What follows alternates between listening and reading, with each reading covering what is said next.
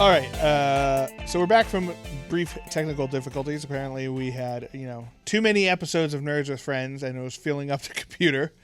So we're back. So Space Station Zero, kind of the base story of it is, it's essentially all these different civilizations. Eventually, they get to a point where they can travel faster than light. But even one little miscalculation can send you, billions and billions of light years off track. And so they kind of imagine that a bunch of different crews of different spaceships all show up, are pulled to this derelict space station Zero, and are pulled in, and they find that there's like a thriving society. Well, not a thriving, I guess a somewhat a post-apocalyptic kind of society living there, trying to survive in Space Station Zero until eventually food and water and stuff runs out. And so they're kind of like, most of them are just getting drunk and hanging out and just kind of wallowing away. But select crews decide to delve deeper into this mysterious space station and, try to find valuable resources, new tech, and explore the mysteries within. So essentially, you and a buddy or a couple buddies can kind of like make your own band of space travelers, and you cooperatively go through, and there's a bunch of different challenges, and there's a way of there's an enemy AI that kind of like tells you what the enemy characters and stuff would do in each challenge, and you can kind of play together and see how deep into the space station you can get. It's supposed to be pretty difficult as far as like getting all the way to the end, but part of the fun is seeing how far you can go. And then there are additional rules where if you just want to fight your buddy using the rules of this game, you can do that too. There's scenarios and stuff in there for that. But yeah, pretty cool game. And what's really fun about it is it is miniature agnostic, which means there's no miniature specifically for this game. So you can use any Warhammer, D&D, Pathfinder, Marvel Crisis Protocol. I'm sure you could use if you wanted, like Ghost Rider and Storm and Wolverine all fighting on the space station. It doesn't really matter because the profiles of the characters are in the book. So it's like you don't have to have like, oh, this guy's name is whatever, and this is his powers. It's like, no, this size of crew would have these stats and different special abilities, and you can kind of point by them and stuff. So pretty cool. I'm excited to play it. And what's really fun is like this book was like, I think it was like $18. Oh, not bad. And it comes with a PDF of the thing too. So like if you're one guy and you want to play with your buddy, you can send them the PDF and you keep the paper book. Now you both have it for under $20. So they haven't learned anything from the Warhammer crew where they could just make a shit ton of right. Just exploiting as much as possible. Yeah.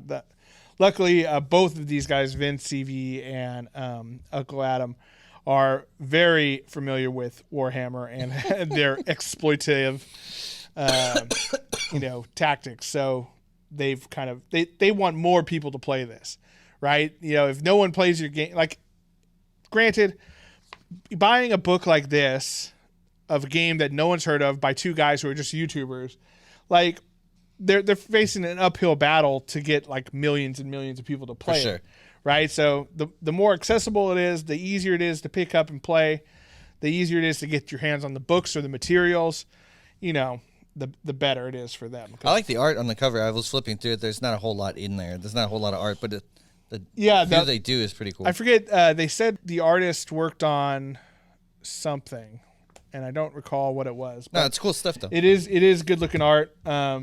And it's very stylized, and I will say I started reading through the rules and stuff, and it does seem pretty fun. It's based off of using D12s, which is kind of interesting. I'll have to buy like maybe a bag of D12s because I don't know if honestly I might have enough if I pull the D12 out of every set of D&D dice I have, but buying a bag of 10 of them or whatever costs you $5 or whatever. But we should try this out sometime because Lord knows I have enough minis. And then once we get through the the Stormlight Archive ones will have even more, and those could be space station guys too. Doesn't really matter. I mean, you could use freaking Lego minis if you want. Let's get chess pieces. Chess pieces, yeah, it wouldn't be fun. But yeah, it's pretty cool. It's called Space Station Zero. I think it's by Snarling Badger Studios. So if you search that, then on the internet you can find out where to buy that. I'll put a link in the description as well on the YouTubes, so you can pick up a copy. But yeah, I think it's worth checking out. You know, I think I want more people to come up with games like this, where it's like this book is super thin, not super daunting. Yeah, it doesn't seem that intimidating to go through. And most of it, honestly, is like the different scenarios as you're delving into the ship, and I think that's a really cool idea. So here's the challenges. This is where all the meat of the scenarios are, and then the rest of it is just like how to play the game, and it's maybe 25 pages long or something. So compared to like a D&D or a Warhammer 40K, it's nothing. So check it out, guys. Space Station Zero. It's a really cool idea. All right, well, we're going to take a quick little break for a word from our sponsors, and when we get back, who knows what's going to happen. We'll be right back.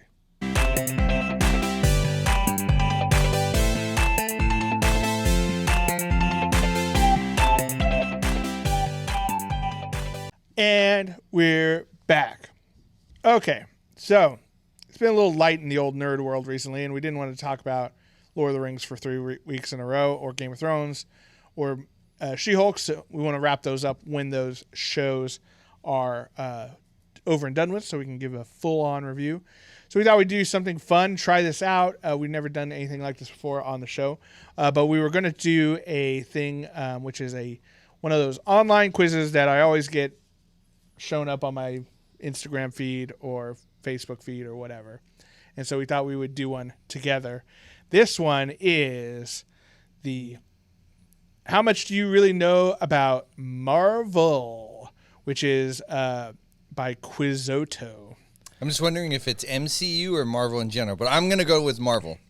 And I'm ready. It's pronounced MCU. You're right. I'm sorry, MCU. Play now. Hopefully this isn't a video. Okay. Prior to the accident costing Doctor Strange his job, what field of medicine did he practice in? Specifically? 100 points. Here's it's whatever. It's multiple choice. A, neurosurgery. B, cardiac surgery. C, diagnostics. D, oncology. That would be really sad. I'm going A. Yeah, I believe it is neurosurgery. He's a brain doctor. Correct, 100 points. Stephen Strange was one of the most successful and skilled neurosurgeons in the country. If it was oncology, that's cancer, right? Yeah, that's cancer. He could have helped Thor with his lady. Oh yeah, exactly. What is Iron Man's Mark III armor made of? Is it A, steel, B, a gold titanium alloy, C, iron, D, titanium? I know titanium? This is, I believe it's gold titanium alloy. Because I believe the gold... Is this from the first movies, that when he goes to space? So I think the Mark 1 is the one he builds in the cave. The Mark 2 is the one where he goes up and gets iced. Mark 3 is the first one where he actually looks like Iron Man. I'm going to say D because I don't want to pick what you picked. Okay, well, I'm picking B because I believe it's gold titanium. I believe the gold titanium, yep. All right. That's what prevents the icing. That's what I had asked. Did it prevent okay. Yeah, it did. Yeah, the gold titanium. Should just gone with that. All right. So, all right, 2-1. Doing pretty good. Spider-Man Homecoming features a minor cameo appearance from a character who has a history as a Spider-Man villain and ally. Which of these characters fits this description? Was it A, Norman Osborn, a.k.a. Green Goblin, B, Harry Osborn, a.k.a. Green Goblin also, C, Aaron Davis, the Prowler, C, or D, Otto Octavius, Dr. Octopus? It's definitely the Prowler, played by, you remember? It was Childish Gambino. Yeah. Donald Glover, yes. Glover. No relation to Danny Glover. No. A lot of people think that because they're both black men that they're related. I thought it's because they're both last name Glover. That's whatever, Christian. Whatever you say. Aaron Davis, the Prowler, portrayed by Donald Glover, is saved by Spider-Man and works to help him get the Vulture's alien weapons off the street. He's got a cousin or nephew named Miles Morales. Spider-Man also. Scott Lang, also known as Ant-Man, possesses a degree in which of these STEM fields? I know it's engineering. Engineering, mathematics, computer programming, chemistry, or mathematics. Did I say all those? Engineering? Engineering. I believe that's correct. Correct. So that's because that's how he like knows how to like reroute the tinker with the suit. Not even the suit, but like the alarm systems when he's breaking into people and stuff, breaking into homes. Marvel's The Avengers is the first large-scale crossover event showing the Avengers working together as a team. It is also the first appearance of which original Avenger? Mark Ruffalo's Hulk, Chris Hemsworth's Thor, Jeremy Renner's Hawkeye, Scarlett Johansson's Black Widow. Wait, so the first time that... Yeah, I think... So it's worded a little tricky, but I know the answer. It's the first time that this Avenger shows up? Yep. It's well, Hawkeye showed up in Thor. Mm-hmm. Thor was obviously in Thor. Black Widow was in Iron Man. So I guess Hulk, Mark Ruffalo's Hulk. Mark Ruffalo's Hulk, which is that's the operative Edward word. Norton Because was Edward Norton was the first one. It was a little tricky. I see what they were doing there, sneaky bastards. Although there's an incredible Hulk movie in the cinematic universe, Bruce Banner was portrayed by Edward Norton. Okay, so this is going strictly by the movies, if we haven't picked that up already. Okay. Yes, it seems very movie heavy. Who appeared in the most movies in the Marvel Cinematic Universe? Iron Man. Chris Evans, Robert Downey Jr., Samuel L. Jackson, Stan Lee. Stan Lee. I think it's Stan Lee. Stan Stan Lee. the Man. Correct. 22 appearances as of the Avengers Endgame. Stan the Man has been in the most MCU movies. The only film series he didn't appear in was Spider-Man Far From Home. That's probably because it was fucking Sony. That's why. He might have been dead by then. Never mind. Which of these Marvel Cinematic Universe properties was the first to refer to Wanda Maximoff as the Scarlet Witch? I believe it was WandaVision. Yeah, it had to be WandaVision. WandaVision, Captain America: Civil War, Avengers: Infinity War, Age of Ultron. I think. I want to say WandaVision, but if they're being tricky, maybe there's something Age of Ultron that we missed. I don't think so. I'm going to go WandaVision. Yeah. Correct. Yeah. Yep. We all knew she was the Scarlet Witch, but they didn't actually name her that, and they went with like the legendary Scarlet Witch. Yeah, which is that's kind of true. fun. Which of these characters never wielded a suit of Tony Stark's armor? A. Pepper Potts. She did. B. Colonel Rhodes. He did. C. Obadiah Slane. D. Bruce Banner. C. It's got to be C. Yeah. It wasn't Tony Stark's armor. That's why it iced up and froze. He made his own. He made his own. Rhodey obviously is War Machine. Bruce Banner wears it, the Hulkbuster armor in Infinity War. Pepper Potts gets the rescue armor and wears a suit of armor or part of a suit of armor in Iron Man 3. But Obadiah Stane wears one of his own design. Captain America Civil War tells the story of Iron Man and Captain America disagreeing about a law that requires superpowered individuals to register with the government. What? Wait. You know what? All right, well, we already went. Moving forward, let's not scroll down. Let's see if we can try to do it. Sure. So do you know this one? I know this one. Is it the Sokovian Accords? Yeah, the Sokovia Accords. Yep. Yeah. Which is right here. Boop, boop, boop, boop, boop. Okay. In Guardians of the Galaxy Volume 1, what does Peter Quill use to listen to music? Walkman. Sony Walkman. Tape player. Yep. Sony Walkman. Do you know what he uses in Guardians of the Galaxy Volume 2? It was one of those fucking MP3 players, but specifically, I don't know if it was like a Sony one or something. No, it was the Microsoft Zune. Remember, the Zune was actually sick as fuck. I remember those. A lot of people hate on the Zune, but the Zune was cool. Do you know there's fucking people out there who don't know what the fuck that is? Yeah. Or there's people out there, if you show them a portable CD player. They're like, "What? Why would you have this? What? Remember mini disc players? Yeah, that was fucking sick. Like floppy discs. They looked cool. Yeah, I remember sitting there and recording. I'm like, this is gonna be tight.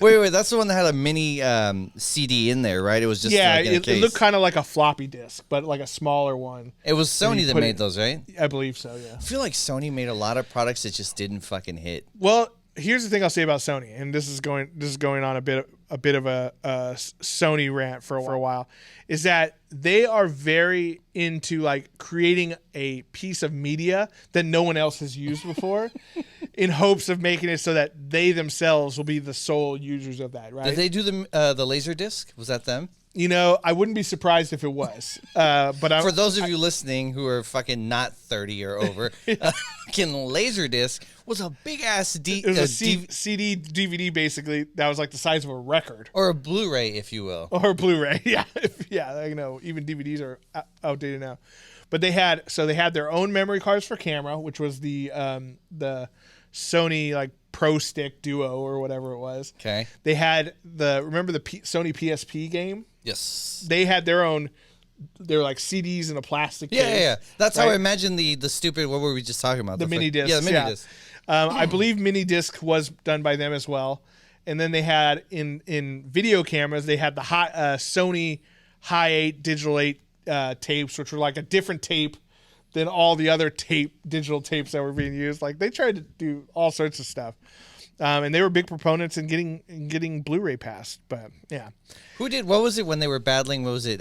Blu-ray, and then there was something HD DVD. HD was it HD DVD? Yeah. Mm-hmm. I actually remember. Porn industry. Here's a fun fact: the porn industry is actually what won it over for Blu-ray. Oh, they went to Blu-ray because the porn industry adopted Blu-ray over HD DVD.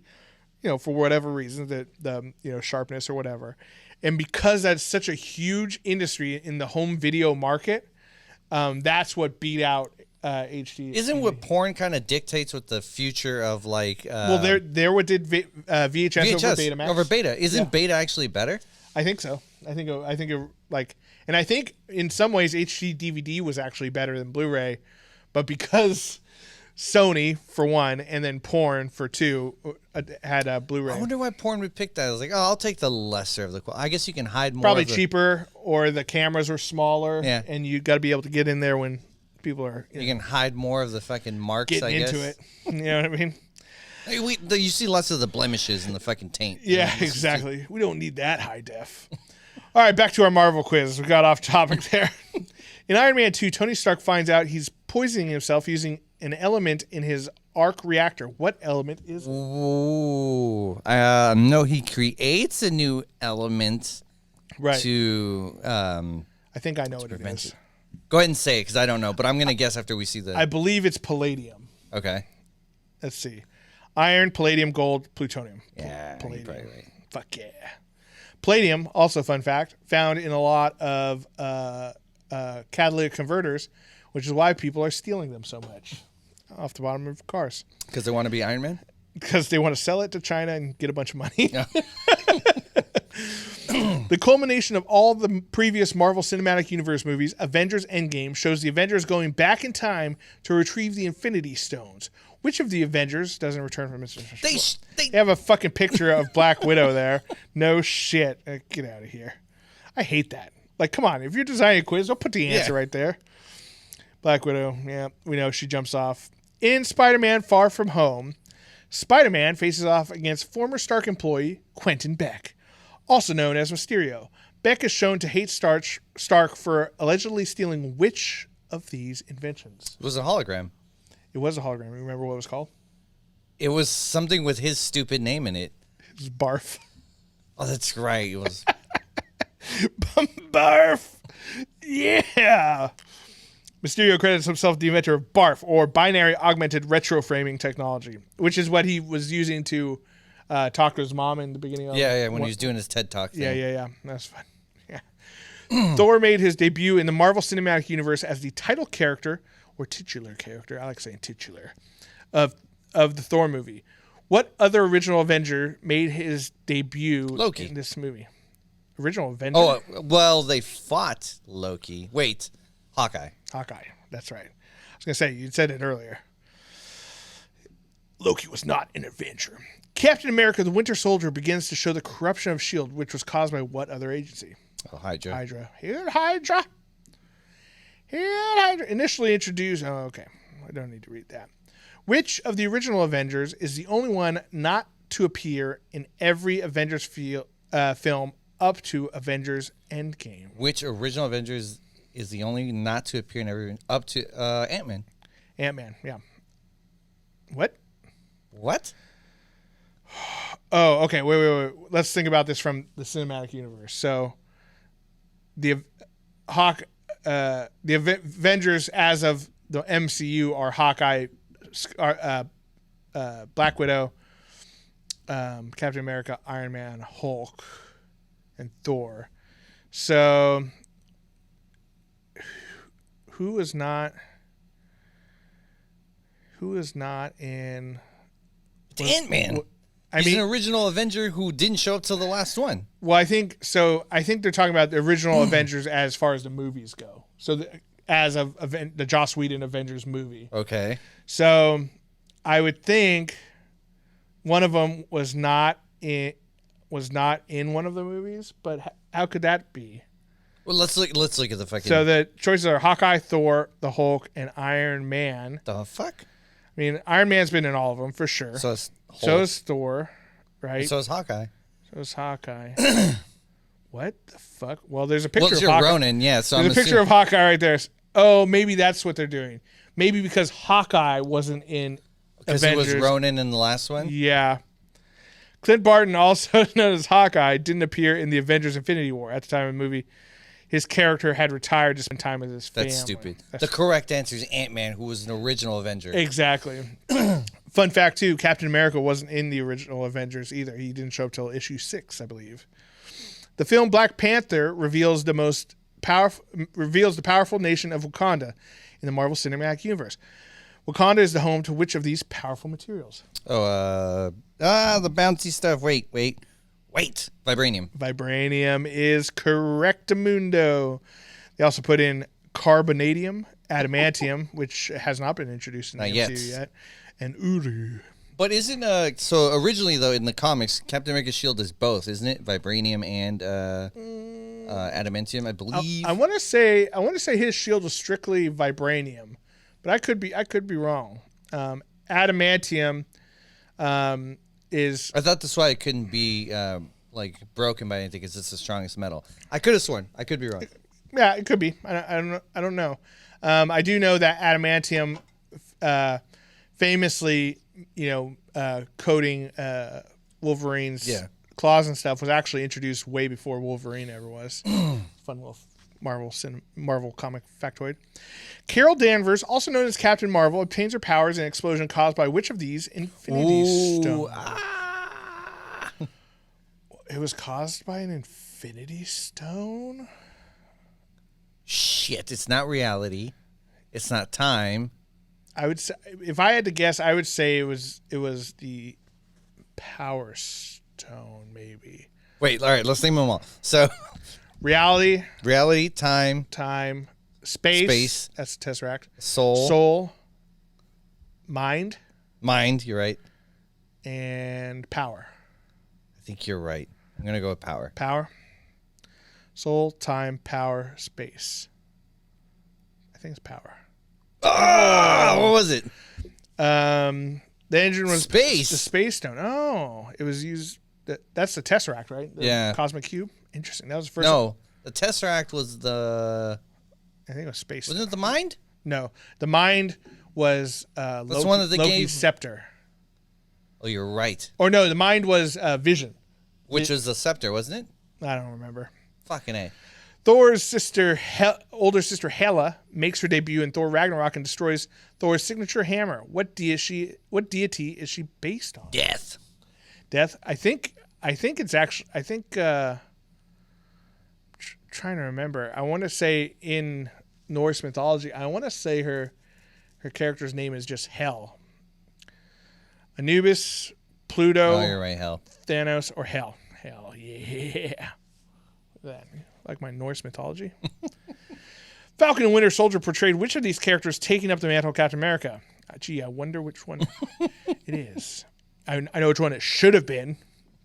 It's definitely, what's his name? Oh, interesting. They do the John Walker U.S. agent.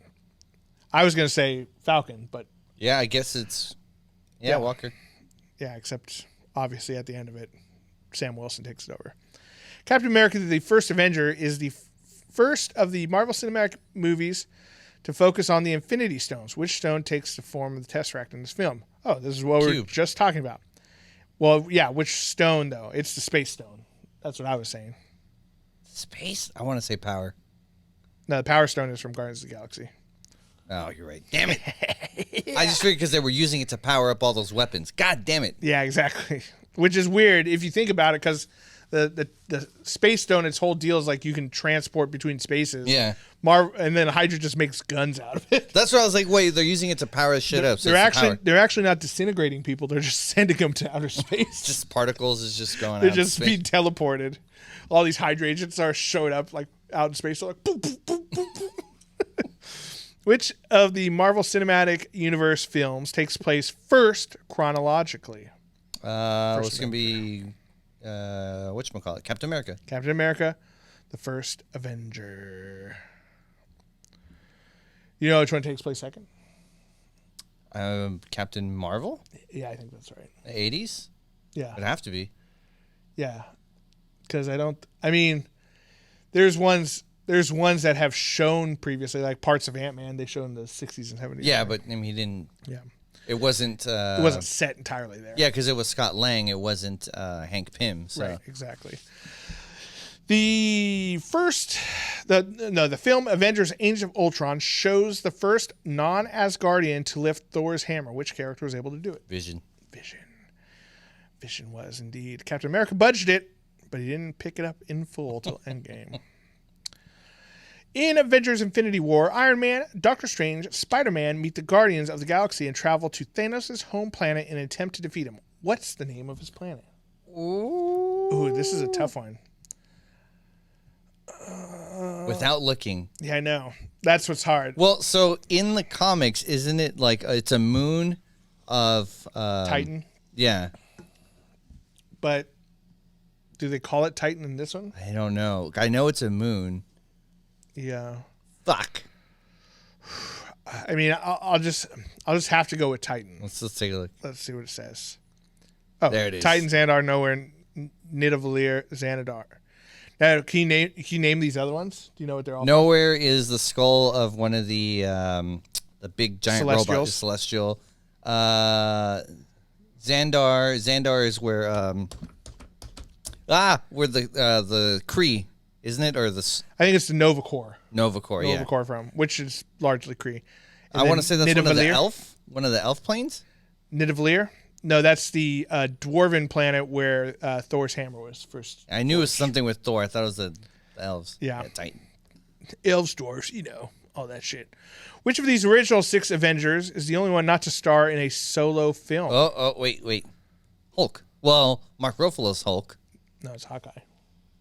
Oh, you're right. Fuck. Hawkeye. Beep, boop, beep, beep, beep. Which of the Infinity Stones appears in the most Marvel Cinematic Universe movies? I'm going to have to say the Space Stone. Is that the scepter? Space, that's the cube. Because I feel like that one's, we found out. Well, that was in Marvel. Captain Marvel. Captain America. The Avengers movie. And then the 2 Endgame. And the other Avengers movie when Loki brings it back, when he shows it to Thanos. Yeah. So, but then also we got to think about the Mind Stone, which is in Age of Ultron, and every other one that had Vision in it, but that wasn't that many. I'm going to have to say Space Stone. Yeah. That's probably it, right? Space Stone? Correct. Nice. Yeah. 10 films. In Ant-Man and the Wasp, Scott Lang is under house arrest for his actions in which prior MCU movie? In Ant-Man's, it's under house arrest and well, the first Ant-Man. No. Yeah, Civil War. Civil War. Yep. He gets. Why? Because he's one of the only fools that can catch. Yeah. Not gonna be able to catch into the other ones. Yeah. They're gonna go to fucking Thor's planet to get him. Yeah. Iron Man 3 shows Tony Stark fighting against not only the Mandarin and Aldrich Killian, but also mental illness. Which mental health issue does Tony portray? Anxiety or depression. I would say alcoholism. No, they didn't make it in the films. It is in the comics. Oh, really? Depression, huh? Depression or anxiety. I'm going to go with depression. Okay. Well, let me fuck think. no, but he's anxious. Fuck. I think you're right. I think it is anxiety because he's having panic attacks. Yeah. Yeah. Yeah. I was gonna say alcoholism. No, that's the comics. That's what I said. They didn't do it in the movies. I think because it would have hit way too close to home to Robert Downey Jr. Yeah, I'm probably. sure he was probably like, I'm not doing that shit. They could have gotten some home movies of him just being shit faced. We're getting close to the end here. Guardians of the Galaxy Volume 2 has the most mid and post credit scenes of all the MCU movies by far. How many does it have? Well, they have the funeral. They have. Is that the one where Stan Lee is talking to the Watchers? I believe so. That's 2. What was the funeral? Oh, the Yondu. The Yondu funeral, where they gave him the. Was that an after credit scene? Maybe not. Maybe a Howard the Duck. I'm gonna say like most. No, Howard the Duck was the first. Most of them have 2, right? So I'm gonna say maybe 3. Yeah, but we should call them. That's the difficult part. That is the difficult part. Okay, Volume 2, we have. I'm sure there's like Groot doing something. Yeah, Groot doing something stupid. Maybe like Sylvester Stallone said like he was gonna join up and go on an adventure or something. Maybe. Fuck. And then Adam Warlock. Oh, that's right. They show the cocoon. The cocoon. They're not gonna say what the 3 are, but maybe. I'm gonna say 3. It could be 4. I'm gonna go with 3. 4 seems excessive. What? 5. 5? Oh, they do say. Okay, Kraglin using Yondu's bow. Okay, I forgot about that one. Yondu's arrow, I should say. Stakar Ogord reuniting with his old team. That's Sylvester Stallone. Okay. Groot becoming a teenager. That's some Groot shit. Introduction of Adam Warlock. And we said. And the group of Watchers with Stan Lee. Yeah, I just wasn't sure if it was that movie. Yeah. Tough one. Okay, we got to be getting close to the last one here. Thor: The Dark World makes the first appearance of another of the Infinity Stones. Which of the following stones takes the shape of the ether? Oh, that's reality. Yeah, I believe so. Reality stone. Correctamundo. 93% we got. 28 out of 30. 17 question streak. We possess Stark level intelligence of the Marvel Cinematic Universe. I know. I'm actually a little bummed that we. I think the ones we missed were The Ant-Man was some bullshit. trivial ones. What was the Ant-Man one? Oh, the one why he's on house arrest? Or? Yeah, no. Was it that one? No, where I said he was who was the original Avengers. Yeah. I think because it was framed in the cinematic universe, like that's where they got us. I'd love to see one of those for actual just like Marvel in general. Yeah. So it has all the tie-ins of like TV shows and things like that. So, but yeah, let us know down in the comments how many of those you guys got correct before we read out the answers. Hopefully you guys are just as smart as us. And if you're not, hey, you can come hang out with us. We're smarter than you. It's fine. Thank you guys for joining us on this experimental little episode. If you like these kind of things, doing quizzes and such on the show, let us know down in the comments. Leave us a big thumbs up. While you're down there, also like and subscribe. We do appreciate that. You can also become a patron of the show by going to patreon.com/nerdswithfriends. All that info is always down at the bottom of the screen when you're on YouTube, but on our website, nerdswithfriendspodcast.com as well. Christian, thanks for being my trivia buddy. I think that was fun. Glad to see you know almost as much about Marvel as I do. And to all the nerds out there, remember, you're not alone. You're with friends. This is Nerds with Friends. Thank you and good night.